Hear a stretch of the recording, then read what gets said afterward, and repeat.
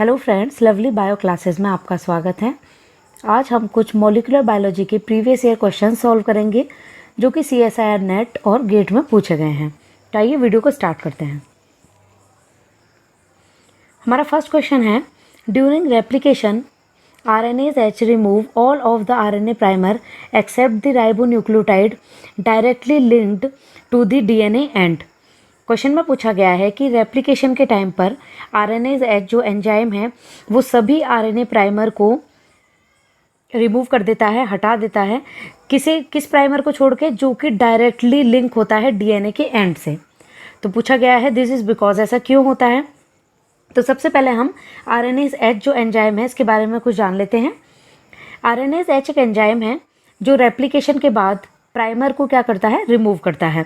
लेकिन ये प्राइमर उन्हीं प्राइमर को रिमूव कर पाता है जो DNA से डायरेक्टली लिंक्ड ना हो। मतलब ये देखिए, ये ग्रीन कलर से हमने RNA दिखाया है, RNA प्राइमर। तो ये जो ग्रीन कलर है ये राइबोन्यूक्लियोटाइड्स हैं, और जो ब्लैक कलर से दिख रहा है ये डीऑक्सीराइबोन्यूक्लियोटाइड है। तो RNase-H राइबोन्यूक्लियोटाइड के बीच के बॉन्ड को ही कट कर सकता है। ये लास्ट वाला जो हम देख पा रहे हैं, लास्ट वाला जो DNA और RNA जो ग्रीन और ये ब्लैक है, ये इस बॉन्ड को क्लीव नहीं कर पाता, इसकी खासियत है। और RNase-H, इसका H इसलिए बोला जाता है, RNase इसको इसलिए बोला जाता है क्योंकि ये RNA को कट करता है, और H का मतलब है हाइब्रिड, DNA और RNA की हाइब्रिड में ये कट कर रहा है। तो इसकी खासियत क्या है कि ये राइबोन्यूक्लियोटाइड में ही कट कर पाता है, डीऑक्सीराइबोन्यूक्लियोटाइड। और राइबोन्यूक्लियोटाइड ये देखिए यहाँ पर लास्ट वाले को ये कट नहीं कर पाएगा। तो आइए चलिए हम ऑप्शंस देखते हैं। It can degrade RNA and DNA from their 5' end. ये RNA है, DNA को कट नहीं करता है बिल्कुल भी, और एंड से कट नहीं कर रहा है। तो ये क्वेश्चन ये तो वैसे ही गलत हो जाता है। और RNase-H, इसके नाम से ही पता चल रहा है कि RNA को कट करेगा, DNA को नहीं। तो फर्स्ट ऑप्शन हमारा क्या हो गया, रॉन्ग। ठीक है, नेक्स्ट है, it can only cleaves bond between 2 ribonucleotide. बिल्कुल एग्जैक्ट, 2 राइबोन्यूक्लियोटाइड के बीच में ही ये कट कर पाता है। ये देखिए DNA और RNA के बीच में ये कट नहीं कर पाएगा। तो ये हमारा ऑप्शन करेक्ट है। फिर भी हम नेक्स्ट वाले देख लेते हैं।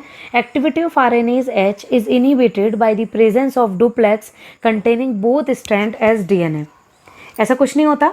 इसकी एक्टिविटी, इसमें पूछा गया है कि activity of RNase-H is inhibited by the presence of duplex containing both strand as DNA। अगर दोनों स्ट्रैंड DNA के हैं तो RNase-H की एक्टिविटी इनहिबिट हो जाएगी।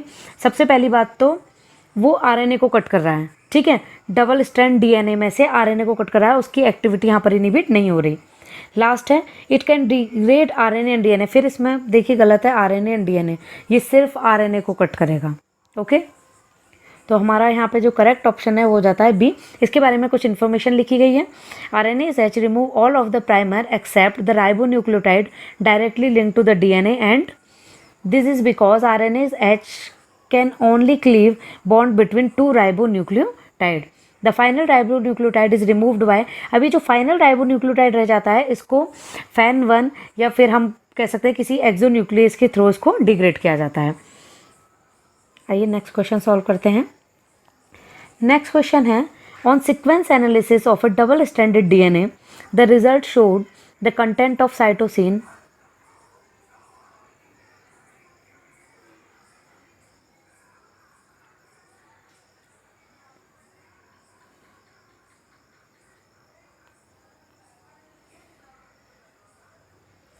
Hello friends, lovely bio classes में आपका स्वागत है। आज हम मॉलिक्यूलर बायोलॉजी के कुछ प्रीवियस ईयर क्वेश्चन सॉल्व करेंगे जो कि CSIR नेट और गेट में आए हुए हैं। तो आइए वीडियो को स्टार्ट करते हैं।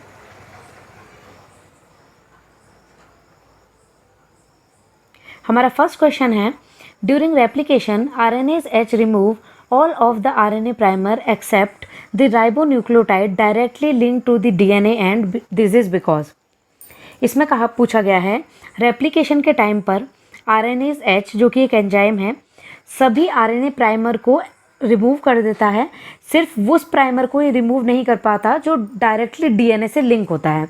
ऐसा क्यों होता है। तो इसमें हमें 4 ऑप्शन दिए गए हैं और 4 ऑप्शन में से हमें करेक्ट ऑप्शन पिक करना है। तो सबसे पहले ये स्ट्रेट फॉरवर्ड क्वेश्चन है। अगर हमें आरएनएज एच एंजाइम के बारे में पता है तो हम इस क्वेश्चन को आसानी से सॉल्व कर पाएंगे। तो सबसे पहले हम देख लेते हैं कि आरएनएज एच एंजाइम क्या है।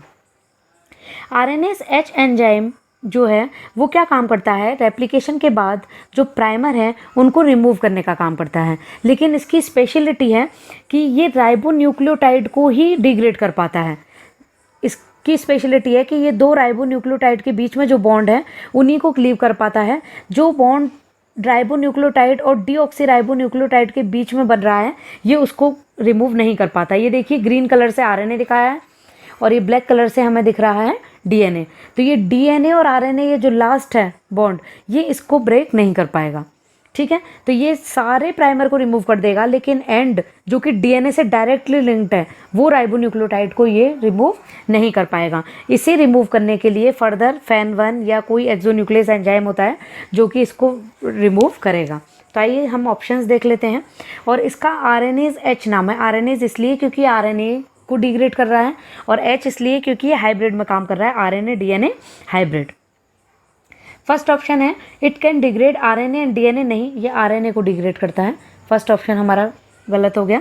It can only cleave bond between two ribonucleotide, बिल्कुल करेक्ट है। ये line as it is Watson में लिखी हुई है कि ये दो राइबोन्यूक्लियोटाइड के बीच के बॉन्ड को ही कट कर पाता है, डीएनए और आरएनए के बीच के बॉन्ड को कट नहीं कर पाता। तो ये हमारा सेकंड ऑप्शन करेक्ट हो गया। फिर भी हम नेक्स्ट देखते हैं। Activity of RNase H is inhibited by the presence of duplex containing both strand as DNA. ऐसा बिल्कुल नहीं है। आरएनएज एच की एक्टिविटी दोनों डबल स्ट्रैंडेड डीएनए की प्रेजेंस में इनहिबिट नहीं होती, ये उसी में काम करता है। Next, it can degrade RNA and DNA from their 3 prime end, DNA को ये डिग्रेड नहीं करता। तो ये फर्स्ट और फोर्थ ऑप्शन तो हमने ऐसे ही एलिमिनेट कर दिए थे और थर्ड ऑप्शन का कोई मतलब ही नहीं है क्योंकि काम ही कर रहा है, डीएनए डुप्लेक्स है वहीं पर काम कर रहा है ये, तो इसलिए थर्ड ऑप्शन भी हमारा हो गया इनकरेक्ट। आरएनएज एच के बारे में कुछ इन्फॉर्मेशन है ये आप पढ़ सकते हैं।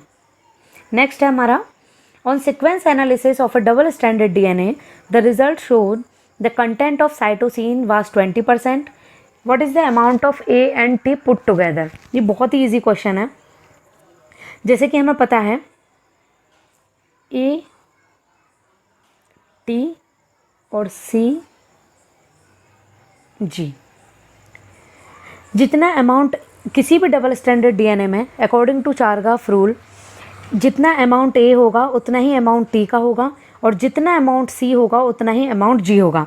तो इसे वैसे डायरेक्ट सॉल्व कर सकते हैं। सी 20% है तो हमें पता है जी भी 20% होगा, तो सी और जी मिला के कितना हो जाएगा टोटल 40%। और जब ये दोनों 40% हो गया तो ए प्लस टी मिला के कितना हो जाएगा 60%। तो ये डायरेक्ट ही हमारा डी आंसर आ जाएगा। लेकिन इसे एक और तरीके से किया जा सकता है, A plus G plus T plus C is equal to 100%। जी हमें दिया है 20 और जी और सी बराबर होते हैं तो हमने सी का वैल्यू भी क्या रख लिया 20। A plus 20 t plus 20 is equal to 100। A plus 20 और हम टी की जगह ए रख सकते हैं क्योंकि a is equal to t होता है। तो a plus 20 is equal to 100, 2a प्लस 40 100, ए इज इक्वल टू हमारा आ जाएगा 60/2 30 और ए 30 है तो टी भी 30 होगा, ए और टी दोनों हो जाएंगे 60। इस फॉर्मूले के थ्रू भी हम इसको कर सकते हैं या डायरेक्ट हम ऐसे कर सकते हैं कि सी का अमाउंट 20 है तो जी भी 20 होगा क्योंकि सी और जी हमेशा बराबर होते हैं डबल स्टैंडर्ड डीएनए में। सी और जी 20 है तो बचा हुआ क्या है ए प्लस टी 60%। तो हमारा इसका आंसर हो गया option D. Next, sugar puckering in double stranded nucleic acid is exclusively. Sugar pucker जो कि डबल स्ट्रैंडेड न्यूक्लिक एसिड में पाया जाता है वो हमें करेक्ट ऑप्शन चूज करना है, क्या है। C 2 prime endo in double stranded DNA. 2 prime endo sugar puckering पाई जाती है बी डीएनए में, तो ये ऑप्शन ठीक हो सकता है। नेक्स्ट देखते हैं 3 prime endo in double stranded DNA. Double stranded DNA में 3 प्राइम एंडो शुगर पकरिंग नहीं पाई जाती। C 3 prime endo in hybrid duplex with 1 strand as DNA and the other as RNA. ये बिल्कुल करेक्ट है। हाइब्रिड में जहाँ पे एक डीएनए हो और एक आरएनए हो या फिर ए फॉर्म ऑफ डीएनए में 3 प्राइम एंडो शुगर पाई जाती है, ये बिल्कुल करेक्ट ऑप्शन है। Last 2 prime endo in double stranded RNA, ये रॉन्ग है। तो ये देखिए स्ट्रेट फॉरवर्ड क्वेश्चन है। अगर हमें पता है कि कौन सी शुगर पकरिंग पाई जाती है तो हम कर सकते हैं। इसका ए भी ठीक था, लेकिन ए में इन्होंने स्पेसिफाई नहीं किया कि बी डीएनए की बात कर रहे हैं या ए डीएनए की बात कर रहे हैं, इसलिए हमारा ऑप्शन हो जाता है यहाँ पर करेक्ट थर्ड, ये मोस्ट करेक्ट ऑप्शन हो जाता है। Next, in a strain of E. coli, a fusion between the lac and tryptophan operon took place and the new locus structure is shown below. The strain lacks the wild type tryptophan operon. ठीक है, इन्होंने क्या किया है, tryptophan operon और lac operon का fusion किया है। ठीक है, अब ये बता रहे हैं given below are some of the potential scenario, इनमें से कुछ सिनेरियो उन्होंने दिए हैं और हमें बताना है कि इनमें से कौन सा करेक्ट है। Okay, correctly describe. ठीक है, तो इन्होंने क्या लिया है, लैक आई, मतलब इन्होंने रिप्रेसर तो लैक ओपेरॉन से लिया है, ऑपरेटर और प्रमोटर भी लैक ओपेरॉन से लिया है, लेकिन जो जीन्स हैं वो किसके हैं, ट्रिप्टोफैन ओपेरॉन के। तो जीन तो जो बनेंगे वो ट्रिप्टोफैन बायोसिंथेटिक जीन होंगे, लेकिन इसको कंट्रोल करने वाला कौन है, लैक रिप्रेसर और लैक ऑपरेटर और प्रमोटर। तो देखिए हम ऑप्शंस देख लेते हैं यहाँ पे। फर्स्ट ऑप्शन है tryptophan will be synthesised in a medium containing lactose and tryptophan. Tryptophan medium में जब सिंथेसाइज होगा, जब इसमें क्या होगा, लैक्टोज होगा और ट्रिप्टोफैन होगा। बिल्कुल करेक्ट, लैक्टोज। देखिए लैक आई है, लैक आई क्या बनाएगा, रिप्रेसर बनाएगा। उस रिप्रेसर को रोकने का काम कौन करता है, एलोलैक्टोज, और एलोलैक्टोज जब भी बनेगा जब सेल के अंदर क्या होगा, लैक्टोज होगा। तो ये हमारा ए हमारा करेक्ट है। तो देखिए हम वैसे ही एलिमिनेट कर सकते हैं सी, और हमने डी को एलिमिनेट कर दिया। अब हमें ए और बी में से चूज करना है। नेक्स्ट है tryptophan synthesis will be repressed in a medium containing glucose. Tryptophan synthesis को ब्रेक किया जा सकता है, सिंथेसिस को रिप्रेस किया जा सकता है अगर मीडियम में ग्लूकोज है। तो हम जानते हैं अगर मीडियम में ग्लूकोज होता है तो क्या होता है, मीडियम में ग्लूकोज होता है तो ग्लूकोज क्या काम करता है, ट्रिप्टोफैन ओपेरॉन से देखिए इसका मतलब नहीं है वैसे ग्लूकोज के होने का, ये लैक ओपेरॉन को कंट्रोल करता है, लेकिन यहाँ पे हमने लैक आई और लैक ऑपरेटर यूज़ किए हैं, इसलिए यहाँ पे ग्लूकोज इसको कंट्रोल करेगा। तो जब ग्लूकोज का अमाउंट ज़्यादा होता है तब क्या होता है, लैक्टोज के जीन सिंथेसाइज नहीं होते। क्यों नहीं होते, क्योंकि वहाँ पर कैप प्रोटीन ठीक से बाइंड नहीं कर पाता है, और कैप प्रोटीन को बाइंड करने के लिए किसकी ज़रूरत होती है, साइक्लिक एएमपी की। और साइक्लिक एएमपी जब भी बनेगा जब ग्लूकोज का कंसंट्रेशन लो होगा। तो जब ग्लूकोज का कंसंट्रेशन हाई है तो ट्रिप्टोफैन सिंथेसिस को रिप्रेस किया जा सकता है। ये बिल्कुल सही है। तो ए और बी हमारे करेक्ट हो गए। तो देखिए हमारा आंसर आ गया है इसमें ए और बी। फिर भी हम सी देख लेते हैं। Tryptophan synthesis will take place only in the absence of sufficient tryptophan in the medium. ये करेक्ट हो सकता था, लेकिन जब यहाँ पे ट्रिप्टोफैन को कंट्रोल करने वाले जीन्स होते हैं, लेकिन यहाँ पे लैक आई और लैक ऑपरेटर को यूज़ किया गया है, तो ट्रिप्टोफैन से ये सॉल्व नहीं होगा। ठीक है, तो ए और बी हमारा यहाँ पे क्या है, correct. Next question, following statement have been made about removal of supercoiling produced by DNA unwinding at the replication fork। ठीक है, सुपर कॉइलिंग के लिए इन्होंने कुछ ऑप्शंस दिए हैं हमें, हम पढ़ लेते हैं। Accumulation of super coil in the result of DNA helicase activity during unwinding of DNA. Super coil का एक्यूमुलेशन जब होता है जब हेलिकेज डीएनए को क्या करता है, अनवाइंड करता है। ये ऑप्शन बिल्कुल करेक्ट है ए, क्योंकि देखिए जब डीएनए डबल स्ट्रैंड की फॉर्म में होता है, जब डबल स्ट्रैंड को हम खींचते हैं तो क्या होता है, जैसे मान लीजिए कोई रस्सी है, रस्सी को आप खोलोगे तो आगे से और पीछे से उसमें क्या होगी, ज़्यादा ऐठन होगी। एक साइड से आगे की तरफ से वो थोड़ा खुलेगी और पीछे की तरफ से उसमें ज़्यादा ऐठन होगी। तो जो सुपर कॉइल होती है हेलिकेज की एक्टिविटी से शो होती है। ठीक है, ए बिल्कुल करेक्ट है। तो ए किस में है, ए ऑप्शन में ए है, सी में ए है और बी में है, तो हम ये बी सी डी हटा देते हैं। Next, problem of DNA super coiling is valid only for circular chromosome of bacteria and not for the linear chromosome. ये एब्सोल्युटली रॉन्ग स्टेटमेंट है। देखिए सुपर कॉइलिंग की प्रॉब्लम सर्कुलर क्रोमोसोम के साथ भी होती है और लीनियर क्रोमोसोम के साथ भी होती है, तो ये ऑप्शन गलत है, बी रॉन्ग हो गया। तो ये देखिए हमारा आंसर आ गया, यहाँ पर आंसर हो गया इसका सी, क्योंकि बी ऑप्शन बिल्कुल गलत है। फिर भी हम नेक्स्ट देख लेते हैं। Super coiling of DNA is removed by topoisomerase by breaking either one और both strand of DNA on the unreplicated DNA in front of replication fork. बिल्कुल सही। इसमें कहा गया है super coiling of DNA is removed by topoisomerase. Super coiling को हम remove कैसे कर सकते हैं? टोपोआइसोमरेज के through.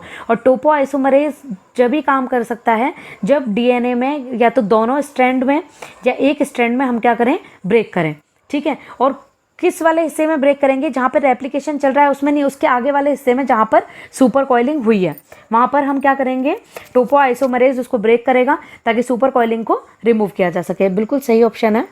Next D, both topoisomerase first and second can remove positive super coiling during replication. बिल्कुल करेक्ट है। टोपोआइसोमरेज फर्स्ट और सेकंड दोनों ही पॉजिटिव सुपर कॉइलिंग को रिमूव करते हैं रेप्लिकेशन के टाइम। तो हमारा इसमें आंसर हो गया A C D. Next question, E. coli mutant isolated from a genetic screen showed following classes of mutation। ठीक है, E. coli के म्यूटेंट में कुछ म्यूटेशंस देखे गए हैं जो इस तरीके से हैं। पॉइंट म्यूटेशन इन लैक आई, ये लैक ओपेरॉन से क्वेश्चन है। हमने पॉइंट म्यूटेशन कर दिया लैक आई में, मतलब कि हमने लैक रिप्रेसर बनाने वाले जीन में म्यूटेशन किया है। अब लैक रिप्रेसर नहीं बनेगा तो क्या होगा? लैक रिप्रेसर नहीं बनेगा तो लैक ओपेरॉन कंटिन्यूसली सिंथेसिस करेगा। इसको बोलते हैं हम कॉन्स्टिट्यूटिव एक्सप्रेशन। लगातार एक्सप्रेशन होगा क्योंकि उसे रोकने वाला नहीं है, रिप्रेसर काम नहीं कर रहा। ठीक है, तो ये तो क्या करेगा? कॉन्स्टिट्यूटिव एक्सप्रेशन करेगा। इसमें क्या पूछा है? Choose the option which is likely to result in constitutive expression of lac operon. तो ए हमारा करेक्ट है बिल्कुल। तो हम ये बी और सी को हटा देते हैं। अब हमारे पास ए ऑप्शन में ए है और डी ऑप्शन में ए है। नेक्स्ट हम अगर हम बी को हमें पढ़ना पड़ेगा क्योंकि ए ऑप्शन में बी है। ठीक है, next, deletion immediately downstream of the transcription start site of the lac ZYA mRNA। अगर हम तुरंत डाउन स्ट्रीम में क्या करेंगे? लैक ZYA mRNA के इमीडिएटली डाउन स्ट्रीम में हम डिलीशन कर देंगे, तब क्या होगा? अगर हम downstream lac ZYA mRNA के बिल्कुल ट्रांसक्रिप्शन स्टार्ट साइट पे म्यूटेशन कर देंगे तो क्या होगा? वो उस साइड पे ऑपरेटर होता है, और ऑपरेटर पे जब हम म्यूटेशन कर देंगे तो क्या होगा? जो लैक रिप्रेसर है, लैक रिप्रेसर कहाँ बाइंड होता है? ऑपरेटर पे। और जब लैक रिप्रेसर ऑपरेटर पे बाइंड नहीं हो पाएगा तो कॉन्स्टिट्यूटिवली एक्सप्रेशन वो शो करेगा। तो बी भी हमारा करेक्ट है। तो हमारा आंसर आ गया है इसका वैसे ए एंड बी। सी है डुप्लीकेशन ऑफ पार्ट और होल ऑफ वाई। ये देखिए हम डुप्लीकेशन करते हैं जब लैक वाई का, या डुप्लीकेशन पार्ट और होल ऑफ लैक वाई, ये दोनों एक ही ऑप्शन दे दिए हैं।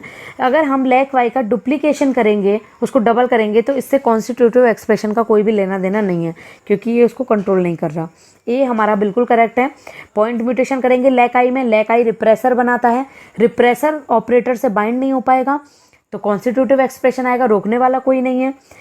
यहाँ पर हमने तुरंत डाउन स्ट्रीम में उसके म्यूटेशन किया है, मतलब ऑपरेटर साइट में। जब ऑपरेटर साइट में म्यूटेशन करेंगे तो रिप्रेसर वहाँ पे आके बाइंड नहीं हो पाएगा और उसे फिर कोई रोकने वाला नहीं होगा। तो हमारा आंसर हो गया A and B. Next, following statement are made about chromatin remodelling in human cells. Chromatin remodelling के बारे में हमें कुछ स्टेटमेंट्स दिए गए हैं और इसमें हमें क्या चूज़ करना है? Correct answer. ओके, सबसे पहला ऑप्शन है local chromatin conformation may play more important role than the local DNA sequence of the promoter. Local chromatin conformation may play more important role than the local DNA sequence of the promoter. जो chromatin की local conformation होती है वो promoter से ज़्यादा important role play करती है, ये बिल्कुल correct है। Histone in nucleosome can undergo many different covalent modification which in turn alter the chromatin architecture locally. Nucleosome में हिस्टोन में बिल्कुल कोवलेंट मॉडिफिकेशन होते हैं, जैसे फास्फोराइलेशन होता है, एसिटाइलेशन होता है, मिथाइलेशन होता है, वो अल्टर करता है क्रोमेटिन के स्ट्रक्चर को। बी ऑप्शन हमारा बिल्कुल करेक्ट है। Next, chromatin remodelling is a developmentally regulated passive process which does not require ATP. ये ऑप्शन बिल्कुल गलत है।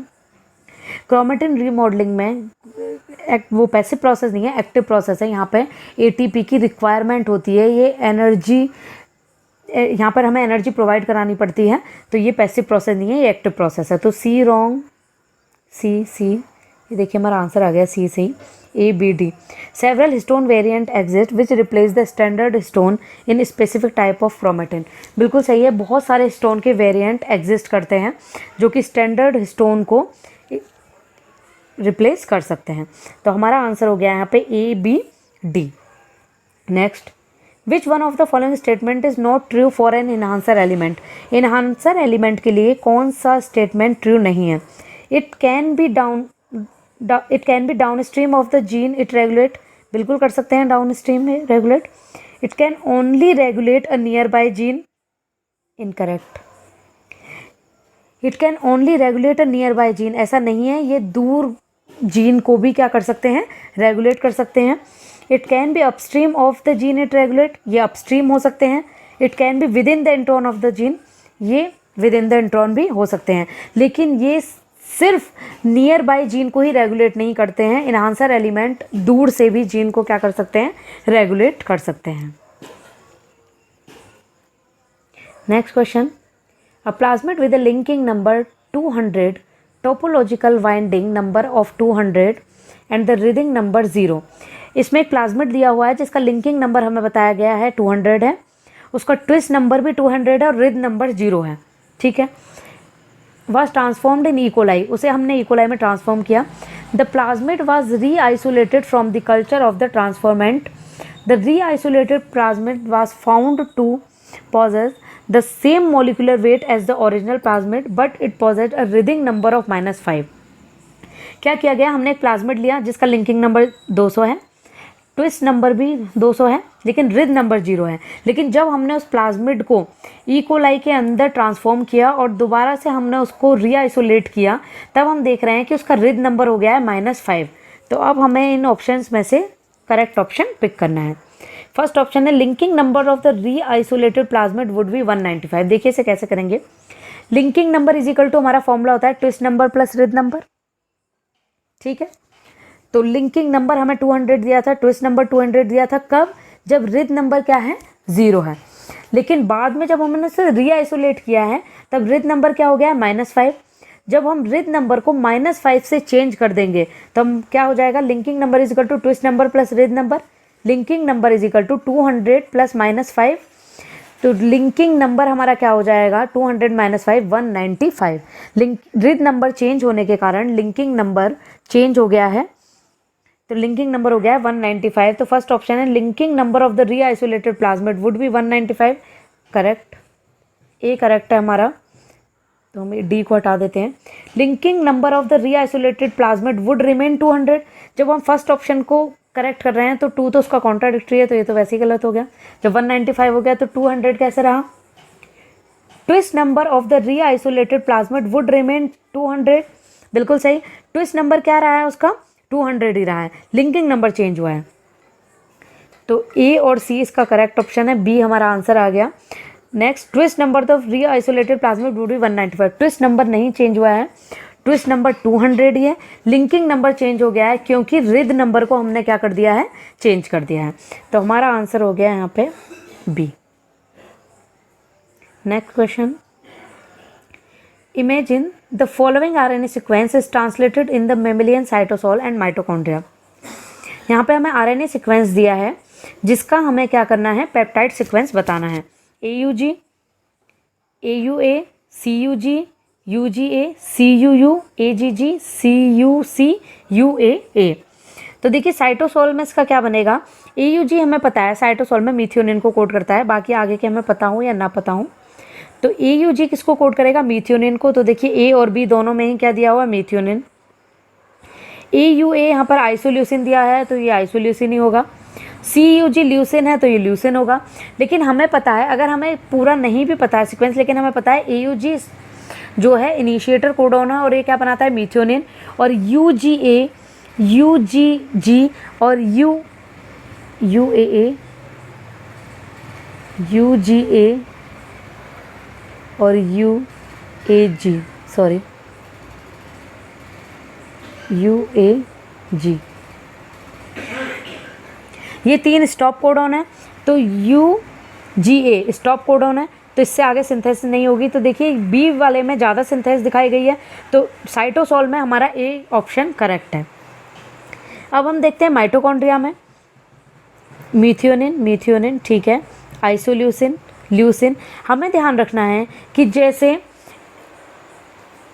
साइटोसोल में UAA, UGA और UAG स्टॉप कोडॉन है, लेकिन माइटोकॉन्ड्रिया में क्या काम करता है, CUU as a stop codon काम करता है, CUU।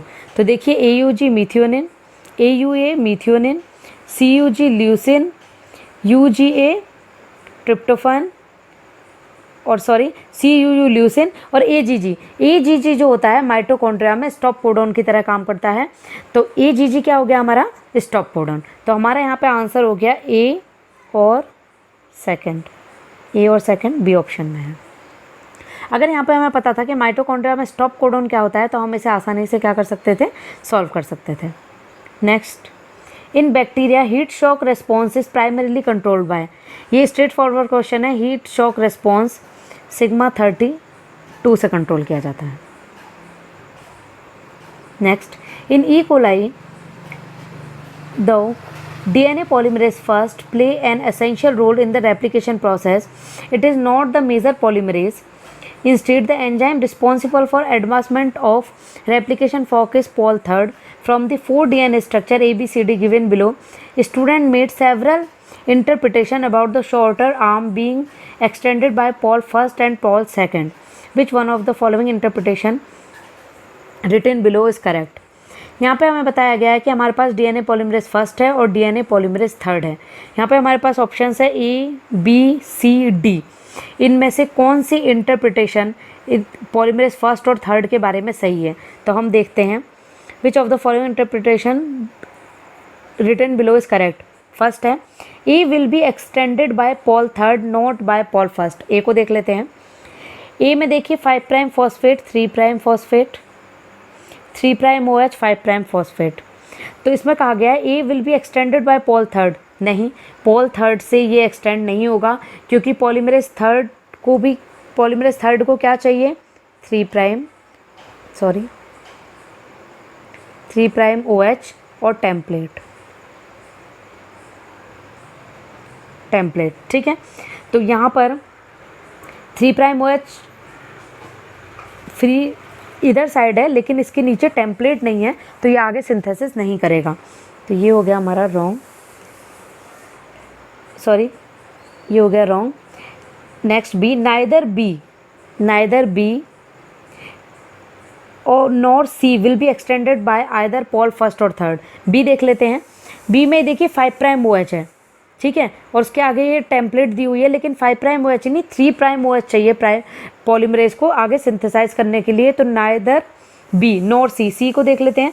यहाँ पे 3' OH है, फिर देखिए 5' फॉस्फेट है और ये 3' OH टेम्पलेट की फॉर्म में है, लेकिन 3' OH उसे चाहिए और टेम्पलेट चाहिए, तो यहाँ पे हमें ये नहीं मिल रही है। तो ये ऑप्शन हमारा करेक्ट हो सकता है। Neither B nor C will be extended by either pol first और पॉल थर्ड। पॉल फर्स्ट और पॉल थर्ड दोनों को ही क्या चाहिए, 3' OH चाहिए और टेम्पलेट चाहिए। तो देखिए यहाँ पर 5' फॉस्फेट है, 3' OH नहीं है ठीक है। यहाँ पर भी 5' फॉस्फेट है, 3' OH नहीं है। Next, C will be extended by both pol first and pol third. बिल्कुल नहीं, अभी हमने बात की, ये नहीं इसको सिंथेसाइज कर सकता। D will be extended by pol first. D में भी देखिए 5' फॉस्फेट है, यहाँ पे 3' OH यहाँ पे तो ये 3' OH है। D will be extended only by pol first not by pol third. नहीं, डी के देखिए डी में 3' OH है और नीचे 5' फॉस्फेट है और थोड़ी सी इसमें टेम्पलेट भी है, तो डी को पॉल थर्ड और पॉल फर्स्ट दोनों ही एक्सटेंड कर सकते हैं। तो ये ऑप्शन हमारा हो गया रॉन्ग, तो हमारा करेक्ट ऑप्शन हो गया B. Next, a merodiploid strain of E. coli with the genotype F plus OC Z minus Y plus / O plus Z plus Y plus was constructed. The activity of beta-galactosidase enzyme was measured in this strain upon following treatments. एक Miro diploid है जिसका strain हमें दे रखा है OC, मतलब operator constitutively active है। Z minus मतलब beta galactosidase यहाँ पर नहीं है, परमिएज है और उसके साथ O plus Z plus Y minus. मीरोप्लोइड मतलब ये दोनों कंडीशन दी गई हैं एक प्लाज्मिड में, सॉरी एक बैक्टीरिया में। अब हमें देखना है कि बीटा गैलेक्टोसाइडेज एंजाइम की एक्टिविटी, ठीक है। तो नो इंडक्शन, जब हम इंडक्शन नहीं करेंगे तब क्या होगा? अगर हम n मोल ऑफ IPTG को यूज़ करते हैं तब क्या होगा? n मोल ऑफ लैक्टोज को यूज़ करते हैं तब क्या होगा? या फिर n मोल ऑफ लैक्टोज को यूज़ करते हैं ग्लूकोज की प्रेजेंस के साथ। तो जब हम इंडक्शन नहीं करेंगे तो बीटा गैलेक्टोसाइडेज का जो है एक्टिवेशन कम होगा, ये ठीक है। लेकिन देखिए ज़ीरो, ये ज़ीरो वाले ऑप्शन हम ऐसे ही एलिमिनेट कर देंगे, क्योंकि कभी भी जो लैकोपेरोन है वो ज़ीरो लेवल पे एक्टिविटी शो नहीं करेगा। ज़ीरो लेवल पे इसलिए नहीं करेगा क्योंकि बेसल लेवल का जो ट्रांसक्रिप्शन है वो हमेशा सेल के अंदर होता है, इसलिए ज़ीरो वाले ऑप्शंस को हम एलिमिनेट कर सकते हैं यहाँ से। तो बी और डी हमारे एलिमिनेट हो गए। और देखिए यहाँ पर Z माइनस है, मतलब बीटा गैलेक्टोसाइडेज नहीं है, लेकिन उसी सेल में Z प्लस भी है, मतलब कि बैक्टीरियल जीन में भले से बीटा गैलेक्टोसाइडेज नहीं है, लेकिन प्लाज्मिड में बीटा गैलेक्टोसाइडेज काम कर रहा है। n मोल ऑफ IPTG हमारा काम करता है इंड्यूसर की तरह, और जब इंड्यूसर होगा तो क्या होगा? इंडक्शन बढ़ेगा। तो देखिए यहाँ पे नो इंडक्शन में कम होना चाहिए, ये हमारा आंसर देखिए आ गया सी। नो इंडक्शन में कम होना चाहिए, IPTG के साथ बीटा गैलेक्टोसाइडेज की एक्टिविटी ज़्यादा होनी चाहिए, n मोल ऑफ लैक्टोज में भी ज़्यादा होनी चाहिए, लेकिन IPTG से कम। IPTG ज़्यादा इंडक्शन कॉज कराता है। With n mole of lactose in the presence of n mole of glucose, जब ग्लूकोज होगा तो लैक्टोज की ज़रूरत नहीं होगी, इसलिए बीटा गैलेक्टोसाइडेज की एक्टिविटी क्या होगी? कम होगी। तो सी ऑप्शन हमारा यहाँ पर क्या हो गया? Correct. Next, following table lists the two major form of DNA duplex conformation of base attached to the sugar and the nature of major and minor groups। इसमें DNA की बात की गई है, A फॉर्म DNA और B form DNA, और इनकी कुछ प्रॉपर्टीज़ दी हुई हैं जिन्हें हमें करेक्टली मैच करना है। A form, syn conformation of the bases, देखिए A फॉर्म हो या B फॉर्म हो, दोनों में ही एंटी कन्फर्मेशन पाई जाती है शुगर और बेसिस के बीच में।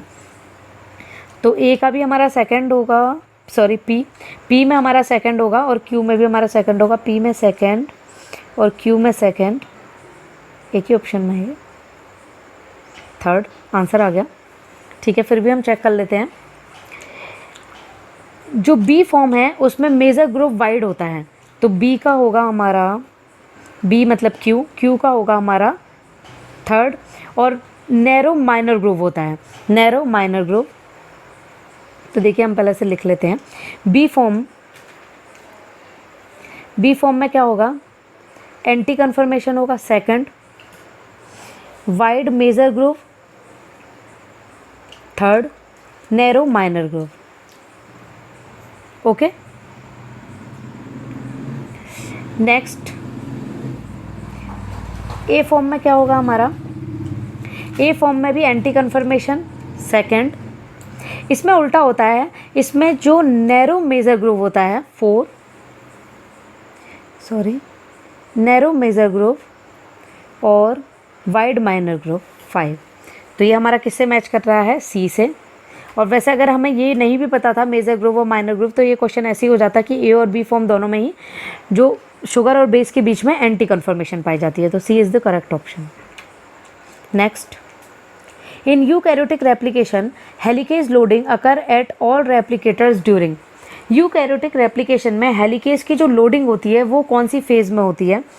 तो यूकैरियोटिक रेप्लिकेशन में जो हेलिकेज की लोडिंग होती है वो G1 फेज़ में होती है, लेट G1 फेज़ में, और जो रेप्लिकेशन होता है वो S फेज़ में होता है। तो यहाँ पर कंफ्यूज नहीं होना है, जो हेलिकेज की लोडिंग होती है वो लेट G1 फेज़ में होती है। What is the number of hydrogen bond? Next question, what is the number of hydrogen bond in a double helical BDNA structure of 100 base pair with 20 adenine and 10 thymine in one of the two strand. ठीक है, बहुत simple question है ये। BDNA दिया है जिसमें 100 base pairs हैं और जिसमें हमें 20 एडेनिन और 10 थाइमिन दिए गए हैं। ठीक है, तो A और T हमें कितने दिए गए हैं? 30। तो A और T जब 30 हैं तो GC कितने हो जाएंगे? 70, क्योंकि AT का जितना अमाउंट है बचा हुआ क्या हो गया? GC हो गया 70। तो A और T के बीच में डबल बॉन्ड होते हैं तो 30 × 2 प्लस G और C के बीच में ट्रिपल बॉन्ड होते हैं 70 × 3। तो 60 + 210 = 270 हमारा आंसर आ गया C। Next, Following statement are being made about the orientation of the N-glycosidic bond between the base and the sugar in the following DNA duplex. ठीक है, anti for the B form DNA duplex, अभी हमने बात की anti conformation पाई जाती है B form में, ठीक है, ये स्टेटमेंट हमारा बिल्कुल करेक्ट है, तो ये हमने यहाँ से रिमूव किया। सिन फॉर बी फॉर्म DNA, सिन नहीं पाई जाती, बी हमारा वैसे ही गलत हो गया, तो बी वाले हमने सारे ऑप्शन हटा दिए। Anti for A form DNA duplex, anti conformation अभी हमने बात की थी, पाई जाती है, तो ए और सी हमारा यहाँ पे क्या हो गया, correct option. Thank you so much guys.